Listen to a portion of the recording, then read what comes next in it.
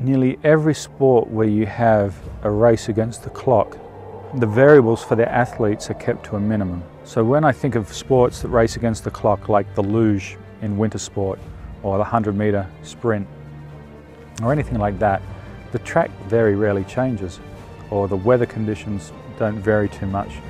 So here you have a sport where you're racing against the clock, but then everything else is working against you as well. A downhill race poses a tricky proposition for those who choose to play. Downhill is the Formula One of cycling.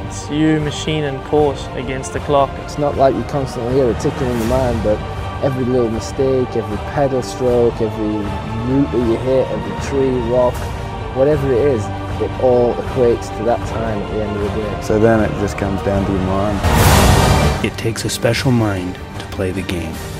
Only the quick-witted excel. To win a World Cup, you need to be dead fit and you need to be a bloody good rider, like technically, but also you have to be mentally really strong. In this game, I'd say mental aspect is where the races are won and lost. Your mind's so hard to train. It's so hard to get your mind into that place. A group of riders traversing across the globe, fighting the clock, all in the vice of a collective addiction.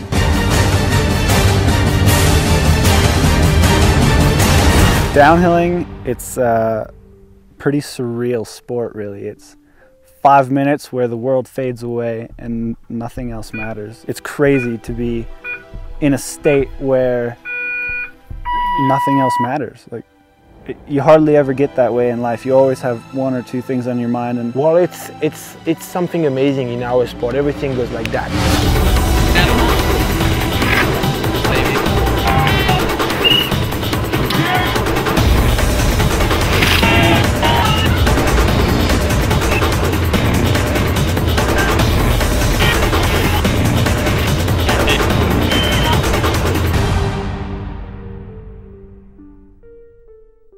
I was one of those kids at school that never knew what I wanted to do when I was older, and riding just kind of given me a massive focus and a massive direction. And a bicycle takes me back. It was freedom. It was the first chance you could be an independent person, it felt like.